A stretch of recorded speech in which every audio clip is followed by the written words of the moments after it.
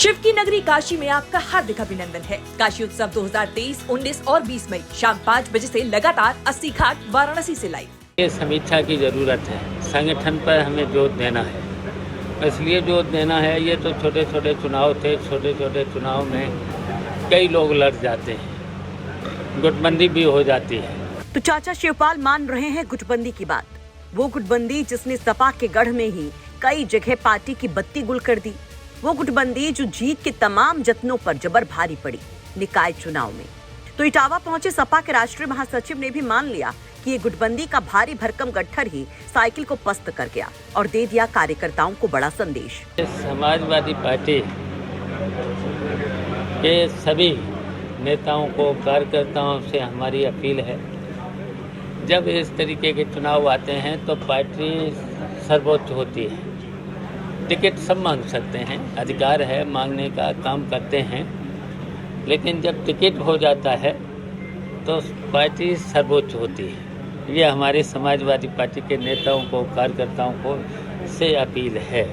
दरअसल अब दूरदर्शी सोच वाले चाचा को चिंता सता रही है 2024 की, तो वो कार्यकर्ताओं से, छोटे बड़े नेताओं से कहते हैं कि टिकट से बड़ी है पार्टी। दरअसल निकाय चुनाव में आखिर तक टिकट बंटवारे को लेकर ऊहापोह की स्थिति रही। कई जगह कैंडिडेट्स का अनाउंसमेंट करने के बाद अचानक से उम्मीदवार बदल दिए गए, तो वहां बागी नेताओं के तेवर देखने को मिले। कहीं कहीं ये बगावत भारी पड़ी और सपा को हार का सामना करना पड़ा, तो कहीं जैसे तैसे सीट तो निकल गई, लेकिन उसके लिए कितनी मेहनत, कितने जतन, कितनी चिरौरी करनी पड़ी, वो भला शिवपाल यादव से बेहतर कौन समझेगा, क्योंकि कुछ यही हाल इटावा में भी देखने को मिला। हालांकि चाचाओं की मेहनत से वहां की नगरपालिका की सीट तो बच गई, लेकिन कई और जगह इस बगावत का बड़ा बवंडर साइकिल को उड़ा भी ले गया, जिसका सबसे बड़ा उदाहरण है मेरठ मेयर सीट, जहां अतुल प्रधान की पत्नी सीमा प्रधान चुनाव हार गई। अखिलेश यादव के रोड शो के बावजूद यही हाल रायबरेली नगरपालिका सीट पर भी रहा, जहां सपा में बगावत का सीधा फायदा कांग्रेस को मिला। हापुड़ के पिलखुआ में भी सपा किसी कमजोरी का फायदा बीजेपी ने उठाया। ये कुछ उदाहरण मात्र हैं, ऐसी कई सीटें हैं जहां सपा अपनों की वजह से ही चुनाव हार गई। और हालात ये हो गए कि खुद चाचा शिवपाल अब खुल करके अपने नेताओं को ये संदेश दे रहे हैं।